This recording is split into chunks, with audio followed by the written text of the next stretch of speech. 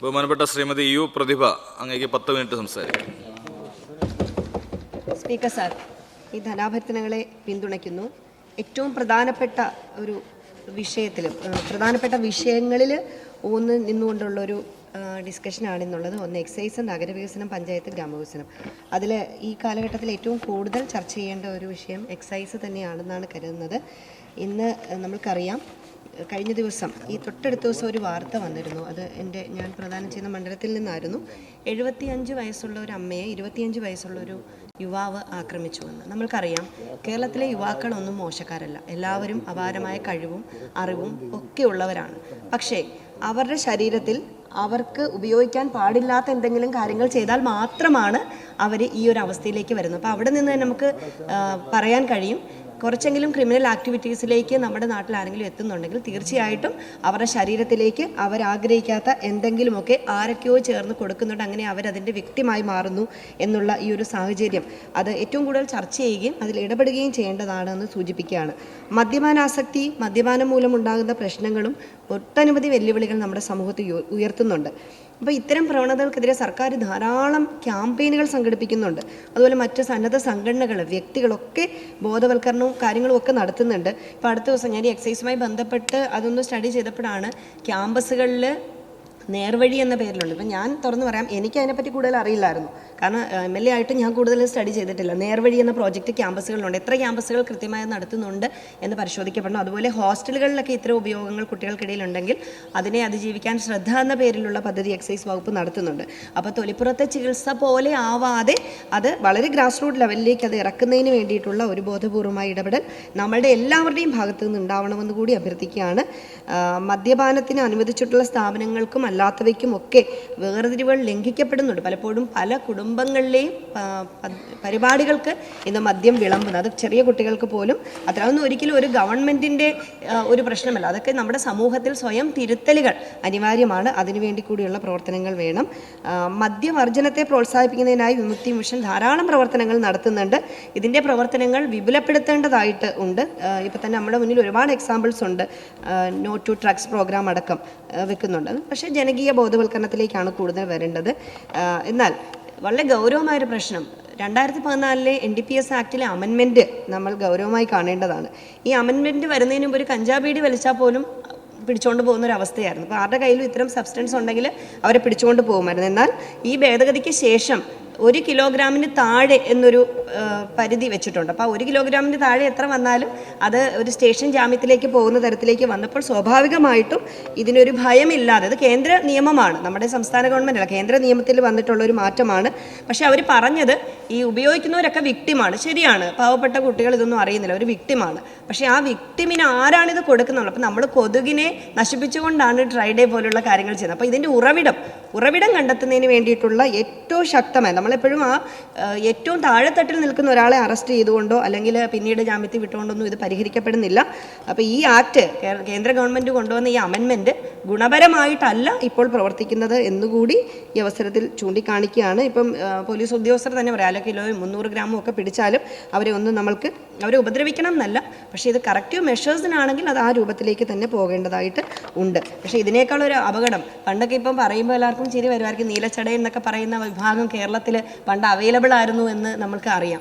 അത് ആൾക്കാരുടെ ചിന്തയും പ്രവർത്തനങ്ങളും തലങ്ങളും ഒക്കെ മാറ്റുന്നതിന് ആൾക്കാർ അതൊക്കെ ഉപയോഗിച്ചിരുന്നു. അന്ന് ഉപയോഗിക്കരുത്, പക്ഷേ ഉപയോഗിച്ചിരുന്നൊരു കാലമുണ്ടായിരുന്നു. എന്നാൽ ഇതിനെയെല്ലാം നിരോധിച്ചുകൊണ്ട് ഇന്ന് സിന്തറ്റിക് ഡ്രഗ്സ് നമ്മളുടെ നാട്ടിലേക്ക് വന്നത് അങ്ങേയറ്റം, കാരണം കുഞ്ഞുങ്ങളുടെ ആ ഒരു ബിഹേവിയർ ചേഞ്ച് തന്നെ നമ്മുടെ എല്ലായിടത്തും വരികയാണ്. പ്രത്യേകിച്ച് കേരളത്തിൽ നിന്ന് പുറത്തേക്ക് പഠിക്കാൻ പോകുന്ന കുഞ്ഞുങ്ങളെ കേന്ദ്രീകരിച്ചുകൊണ്ട് ചില റാക്കറ്റ്സ് തന്നെ പ്രവർത്തിക്കുന്നുണ്ട്. അപ്പോൾ അത്തരത്തിലുള്ള എക്സൈസ് വകുപ്പിൻ്റെ ഏറ്റവും ശക്തമായൊരു പ്രവർത്തനം തീർച്ചയായിട്ടും അവിടെ ഉണ്ടാവണം. അതുകൊണ്ട് സിലബസിൽ, നമ്മുടെ സ്കൂളുകളിൽ വിദ്യാഭ്യാസ രംഗത്ത് വളരെ താഴെത്തട്ടിൽ സിലബസിൽ തന്നെ ഇതിൻ്റെ യൂസ്, അബ്യൂസ് അല്ലെങ്കിൽ ഇതിൻ്റെ പ്രയാസങ്ങളെക്കുറിച്ച് കൃത്യമായി പറയണം. ഇപ്പോൾ പരിസ്ഥിതി ദിനം ഏറ്റവും കൂടുതൽ ജൂൺ 5 നമ്മൾ വൃക്ഷത്തായി നട്ടുകൊണ്ട് ചെയ്യുമ്പോൾ എല്ലാവരും അതിനെപ്പറ്റി പറയും, പരിസ്ഥിതിയെ സംരക്ഷിക്കുക. അതുപോലെ തന്നെയാണ് ഹെൽത്തിനെ സംരക്ഷിക്കാൻ വേണ്ടി. അതിന് ഏറ്റവും കൂടുതൽ കഴിഞ്ഞ ദിവസം PV ശ്രീനിധൻ MLA പറഞ്ഞ പോലെ സ്പോർട്സിലേക്ക് കൂടുതൽ നമ്മൾ ആരോഗ്യം സംരക്ഷിച്ചുകൊണ്ടാണ് നമ്മൾ നിൽക്കേണ്ടത്. അപ്പോൾ സ്പോർട്സിലേക്ക്, മൈതാനത്തിലേക്ക് നമ്മുടെ കുട്ടികളെ കൂടുതലായിട്ട് ഇറക്കുന്നതിന് വേണ്ടിയിട്ടുള്ള ചില പ്രവർത്തനങ്ങൾ കൂടി ഏറ്റെടുക്കേണ്ടതുണ്ട് എന്ന് ഇവിടെ സൂചിപ്പിക്കുകയാണ്. സാർ, നമ്മുടെ പഞ്ചായത്ത് ഒരു പദ്ധതി, മഹാത്മാഗാന്ധി തന്നെ പറഞ്ഞിട്ടുണ്ട്, ഒരു പദ്ധതി വിഭാവനം ചെയ്യുമ്പോൾ അല്ലെങ്കിൽ ഇന്ത്യയുടെ ആത്മാവ് കുടികൊള്ളുന്ന ഗ്രാമങ്ങളിലാണ്. പദ്ധതി വിഭാവനം ചെയ്യുമ്പോൾ അടിസ്ഥാനപരമായി ദരിദ്രം ഉള്ള മനുഷ്യൻ്റെ അല്ലെങ്കിൽ ദരിദ്രനായ മനുഷ്യൻ്റെ മുഖമാണ് നമ്മളുടെ ഓർമ്മയിലേക്ക് എത്തേണ്ടതെന്നൊക്കെ ഗാന്ധിജി പറഞ്ഞിട്ടുണ്ട്. പക്ഷേ സ്വാതന്ത്ര്യാനന്തര ഇന്ത്യയിലെ വികസനങ്ങളെ കുറിച്ചിട്ടാണ് ഗാന്ധിജി സ്വപ്നം കണ്ടതും വിഭാവനം ചെയ്തത്. ഇന്ന് ഗ്രാമങ്ങൾ അതിവേഗം നഗരവൽക്കരണത്തിലേക്ക് മാറുമ്പോൾ സ്വാഭാവികമായിട്ടും ആധുനിക കാലഘട്ടത്തിലെ ഇപ്പം നമ്മൾ നവകേരള നിർമ്മിതി പോലെയുള്ള പുതിയ ഘട്ടത്തിൽ എത്തി നിൽക്കുകയാണ്. ഇന്ന് നമ്മൾക്ക് ഒരുപാട് മാറ്റങ്ങൾ നമ്മുടെ പഞ്ചായത്ത് മേഖലയിൽ കൊണ്ടുവരാൻ കഴിഞ്ഞിട്ടുണ്ട്. പണ്ട് പെർമിറ്റൊക്കെ അപേക്ഷിച്ച് കഴിഞ്ഞാൽ എത്ര ഓഫീസുകൾ കയറി ഇറങ്ങണമായിരുന്നു. ഇന്ന് അതെല്ലാം ഏകീകരിച്ചുകൊണ്ട് പെട്ടെന്ന് തന്നെ പെർമിറ്റ് ഒരു 10 ദിവസത്തിനകം തന്നെ കൊടുക്കാൻ കഴിയുന്നുണ്ട്. ഇപ്പോൾ CRZ ഇന്നലെ മുഖ്യമന്ത്രിയുടെ സ്റ്റേറ്റ്മെൻറ്റ് ഉണ്ടായിരുന്നു. CRZ പണ്ട് ചെറിയ കെട്ടിടങ്ങൾക്ക് പോലും സ്റ്റേറ്റ് ലെവലിലേക്ക് ഓടി വരണമായിരുന്നു. എന്നാൽ അത് ഇന്ന് ചെറിയ വാസഗൃഹങ്ങളൊക്കെ ജില്ലാ തലത്തിൽ നമുക്ക് കൊടുക്കാൻ കഴിയുന്നുണ്ട്. അതുപോലെ നഗരസഭകളെ ഒരു തരത്തിലും പഞ്ചായത്ത് വകുപ്പിന് മോണിറ്റർ ചെയ്യാൻ കഴിയാത്തൊരു കാലമുണ്ടായിരുന്നു. എന്നാൽ ഇന്ന് കൃത്യമായിട്ട് നഗരസഭകളെ മോണിറ്റർ ജില്ലാ തലത്തിൽ തന്നെ ചെയ്യാനായിട്ട് കഴിയുന്നുണ്ട്. JD ഓഫീസിന് നന്നായി നഗരസഭകളിൽ ഇടപെടാൻ കഴിയുന്നുണ്ട്. ലൈസൻസുകളുടെ രജിസ്ട്രേഷൻ മുമ്പ് മേഖലാ തലത്തിലായിരുന്നത് ജില്ലാ തലത്തിലാക്കിയത് അഴിമതിയും കാലതാമസവും ഇല്ലാതാക്കലിനും ഒക്കെ കഴിഞ്ഞിട്ടുണ്ട്. സർ, കെ സ്മാർട്ട് ഇപ്പോൾ എല്ലാ അർത്ഥത്തിലും പൂർണ്ണമായി അങ്ങ് ഒരു സാധനം തുടങ്ങി തന്നെ വിജയിച്ചു എന്നല്ല നമ്മൾ വിലയിരുത്തുന്നത്. അത് തുടങ്ങി ഭംഗിയായത് കൊണ്ടുപോകാൻ കഴിയുന്നു എന്നുള്ളതാണ്. അതുപോലെ തന്നെ ഹരിത കർമ്മസേന, പഞ്ചായത്തിൻ്റെ ചർച്ചയിൽ ഹരിത കർമ്മസേനയെ ഒഴിവാക്കിക്കൊണ്ട് നമുക്ക് പോവാനേ കഴിയില്ല സർ. കാരണം നമ്മുടെ കേരളത്തിൽ അടക്കമുണ്ടായിട്ടുള്ളൊരു പുതിയ ആധുനിക സംസ്കാരം എല്ലാം നമ്മൾ വാങ്ങുക, വലിച്ചെറിയുക എന്നുള്ള സംസ്കാരം. ഇന്ന് നമ്മളുടെ ജലാശയങ്ങൾ മലിനപ്പെട്ടിരിക്കുന്നു. നേരത്തെ ആ ചർച്ചയുടെ വന്നതാണ്. നമ്മുടെ പല പുഴകളുടെയും ആഴം കുറഞ്ഞിരിക്കുന്നു. ഇനി അടുത്ത കാലത്തൊരു മുദ്രാവാക്യം വരുന്ന ഒരു വാർഡ് മെമ്പർ പഞ്ചായത്തിലേക്ക് തിരഞ്ഞെടുക്കപ്പെട്ടാൽ ഒരു വാർഡിന് ഒരു JCB എന്ന രൂപത്തിലേക്ക് വരേണ്ട അവസ്ഥയാണ്. ഇന്ന് പഞ്ചായത്ത് അംഗം പോയി JCB വെച്ച് എല്ലായിടത്തും വെള്ളം, പക്ഷേ എങ്ങോട്ടും വെള്ളം ഒഴുകാൻ, വെള്ളമാണ് ശ്വാസം മുട്ടിയിരിക്കുന്നത്. അപ്പം ഞാൻ നേരത്തെ പറഞ്ഞതുപോലെ അതിവേഗം ഗ്രാമങ്ങൾ നഗരങ്ങളായി മാറിക്കൊണ്ടിരിക്കുമ്പോൾ, വികസന കാഴ്ചപ്പാടുകൾ മാറുമ്പോൾ ഈ കാലഘട്ടത്തെ അഡ്രസ്സ് ചെയ്യാൻ, ജനങ്ങളെ പഠിപ്പിക്കാൻ കൂടി നമ്മൾക്ക് ഓരോരുത്തർക്കും ഒരു ഉത്തരവാദിത്തമുണ്ട് എന്നുകൂടി അവസരത്തിൽ പറയുകയാണ്. അപ്പോൾ ആ അർത്ഥത്തിൽ നമ്മൾ നീർത്തടാധിഷ്ഠിത വികസനം വർഷങ്ങൾക്ക് മുമ്പേ പ്ലാൻ ചെയ്തിട്ടുണ്ട്. പക്ഷേ എവിടെ കൂടിയാണ് നമ്മുടെ പഴയ അരുവികൾ, തോടുകൾ ഒഴുകുന്നത് ഒന്നും നമ്മൾക്കിന്ന് അറിയാൻ കഴിയാത്ത ഒരവസ്ഥ ആണ് വന്നിരിക്കുന്നത്. അതുകൊണ്ട് തന്നെ അത്തരത്തിലുള്ള ആധുനിക കാലഘട്ടത്തിലെ ആ ഒരു ചിന്തയിലേക്ക് തീർച്ചയായിട്ടും നമ്മൾ പോകേണ്ടതുണ്ട്. വികസനം എന്ന് പറഞ്ഞാൽ പ്രകൃതി സംരക്ഷണവും മനുഷ്യ നന്മയും മുന്നിൽ കണ്ടുകൊണ്ടാണ് ഓരോ പദ്ധതിയും വിഭാവന ചെയ്യേണ്ടതെന്ന് ഈ ആധുനിക കാലത്ത് നമ്മൾ ചിന്തിക്കണം. പ്രകൃതി ഇല്ലെങ്കിൽ മനുഷ്യർക്ക് നിലനിൽപ്പില്ല എന്ന് നമ്മൾക്കറിയാം. പക്ഷേ മനുഷ്യരില്ലെങ്കിലും പ്രകൃതി ഇവിടെ തന്നെ ഉണ്ടാവും. പ്രകൃതിക്ക് പ്രശ്നങ്ങൾ വരുന്നില്ല. അതുകൊണ്ട് മനുഷ്യനാണ് പ്രകൃതിയെ സംരക്ഷിക്കേണ്ടത്. ഇന്നത്തെ മനുഷ്യൻ്റെ നാളേക്കുള്ള മഹത്തായ സംഭാവന ചുറ്റുപാടുമുള്ള വരും തലമുറയ്ക്കായി കരുതി വെക്കുന്ന ഉത്തരവാദിത്തമായിരിക്കണം ആധുനിക പഞ്ചായത്തുകളുടെ വികസന രീതി എന്ന ബോധ്യം കൂടി പുതിയ പദ്ധതികളിലേക്ക് വ്യാപിപ്പിക്കേണ്ടതുണ്ട്. അതുപോലെ പഞ്ചായത്തുകൾ ജനക്ഷേമത്തിനായി ധാരാളം ഫണ്ട് വിനിയോഗിക്കുന്നുണ്ട്.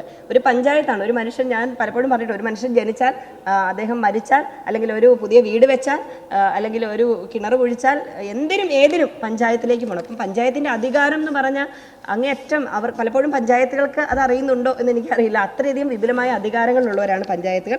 അപ്പോൾ അത് പൊതുഫണ്ട് വിനിയോഗിക്കുന്ന സമയത്ത് അനർഹരുടെ പക്കൽ അത് പോവാതെ കൃത്യമായി അർഹരുടെ പക്കൽ അത് എത്തിക്കുക എന്നുള്ള ഉത്തരവാദിത്വം എല്ലാവരും ഏറ്റെടുക്കേണ്ടതുണ്ട്.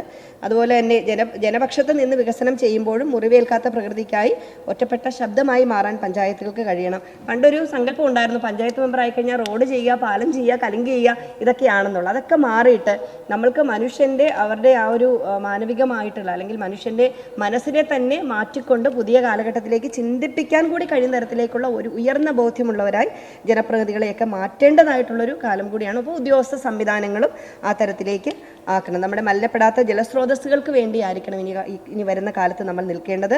അതുപോലെ തന്നെ സമൃദ്ധമായ കൃഷിയിടങ്ങൾ, ഇന്ന് പാടങ്ങളൊക്കെ നികത്തപ്പെട്ടിരിക്കുന്നു അധികവും. അതൊക്കെ നമുക്ക് തിരിച്ചു പിടിക്കേണ്ടതായിട്ടുണ്ട്. ഗവൺമെൻറ് ഒട്ടേറെ പദ്ധതികൾ ആവിഷ്കരിക്കുന്നുണ്ട്. പക്ഷേ താഴെത്തട്ടിലേക്ക് ചിറകുകളായ പഞ്ചായത്തുകളാണ് അത് ഏറ്റെടുക്കേണ്ടത് എന്നുകൂടി പറയുകയാണ്. സർ, 1884 സിയാറ്റിൻ്റെ ഗോത്രവർഗ നേതാവ് അമേരിക്കൻ അധിനിവേശത്തോട് നടത്തിയ ഒരു പ്രതികരണം, ഭൂമിക്ക് സംഭവിക്കുന്നതെല്ലാം ഭൂമിയുടെ മക്കൾക്കും സംഭവിക്കുമെന്നായിരുന്നു. മൃഗങ്ങൾക്ക് സംഭവിക്കുന്നതെല്ലാം താമസിയാതെ മനുഷ്യർക്ക് സംഭവിക്കുമെന്നാണ്.